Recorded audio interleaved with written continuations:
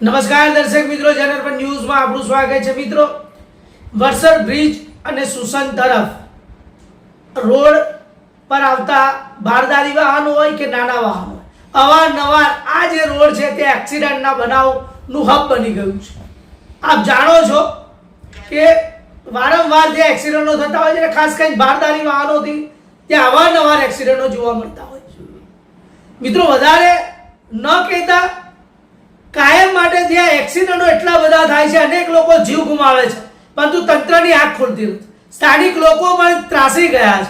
એનું મૂળ કારણ એ છે કે વરસદ બ્રિજથી જેવા તમે સુસન તરફ આવો છો, વરસદ બ્રિજથી થોડેક જ એક ઢાળ હોય, બ્રિજ ઉતરો એટલે તરત ટર્ન આપી દીધો છે, અને ટર્નના કારણે વાહન જેવું ટર્ન મારવા જાય એટલે ફોર વ્હીલરને તો આપ જાણો જ છો, નાના વાહનો જલ્દી ટર્ન મારવા જાય, એક બાજુ મોટા બારદારી વાહનો આવતા હોય ત્યાં અવારનવાર એક્સિડન્ટ જોવા મળે છે. લોકોનું કહેવું છે કે આ ટર્ન ત્યાં બંધ થવો જોઈએ. બીજી વાત એ છે, આપણે અવારનવાર બારદારી વાહનોના સમાચાર ચલાવીએ છીએ અને બારદારી વાહનોથી એક્સિડન્ટો થાય છે.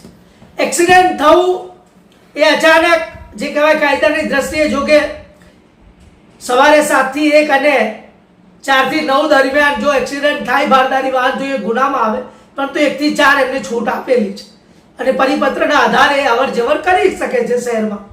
પરંતુ ખાસ કરીને આ ટર્નના કારણે બારદારી વાહન જલ્દી વળે નહીં, નાનું વાહન જલ્દી વળે અને એના કારણે આ ટર્ન પર જ એક્સિડન્ટ જોવા મળતા હોય છે. અમે ત્યાં પહોંચ્યા, અમે પોલીસને ફોન કર્યો, ત્યારબાદ કેટલા સમય બાદ તો પોલીસ આવે છે. બાજુમાં જ માંજલપુર પોલીસ સ્ટેશન આવેલું છે, પરંતુ પોલીસને ફોન કરે એટલું બધું ટ્રાફિક જામ થાય, કોઈને કંઈ જ પડી નથી. અમે તમને દ્રશ્યોમાં બતાવી રહ્યા છે. જુઓ કેવી હાલત છે. અને પોલીસ ત્યાં આવે છે, ગાડી સાઈડ પર કરાવે છે અને વાતો કરે, બોલો ભાઈ શું કરો? અરે શું કરવાનું? એટલે કદાચ ગાડીનું નુકસાન થયું હોય, ડમ્પર ચાલક એનું નુકસાન આપી દે અથવા તો કાયદેસર ન દે, પણ જે લોકો કલાક સુધી ટ્રાફિકનો ભોગ બન્યા, જે લોકો હેરાન પરેશાન થાય, તેનું શું?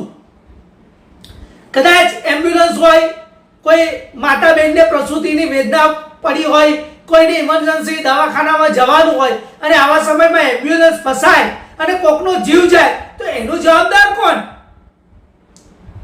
વારંવાર રજૂઆતો કરવા છતાં કોઈ કામ થતા નથી. માટે આ અહેવાલ ખાસ રજૂ કરવાનું કારણ એ છે કે હવે આંખો ખુલવી જોઈએ અને ટર્ન ત્યાં બંધ થવો જોઈએ અને પોલીસની પણ જવાબદારી છે, એ ચાહે ટ્રાફિક હોય કે ત્યાંના સ્થાનિક પોલીસ સ્ટેશનના પોલીસ અધિકારીઓ હોય. આ અવારનવાર આ સમસ્યા છે, તેનો ઉકેલ લાવવો જોઈએ.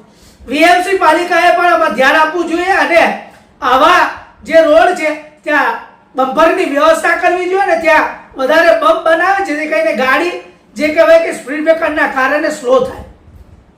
તો જોવાનું રહેશે કેટલી જલ્દી પાલિકામાં ધ્યાન આપે છે અને પોલીસ તંત્ર પણ આમાં જલ્દીથી ધ્યાન આપીને આ કામ કરવામાં આવે છે. ત્યાં સુધી મને ને મારા સાથી મિત્રને રજા આપશો. તમે આ સમાચાર યુટ્યુબ પર સાંભળતા હોય તો જલ્દીથી લાઈક, શેર અને સબસ્ક્રાઇબ કરજો. અમારા જનઅર્પણ ફેસબુક પેજને ફોલો કરજો, તેમજ ઇન્સ્ટાગ્રામ પર આ સમાચાર તમે નિહાળી શકો છો.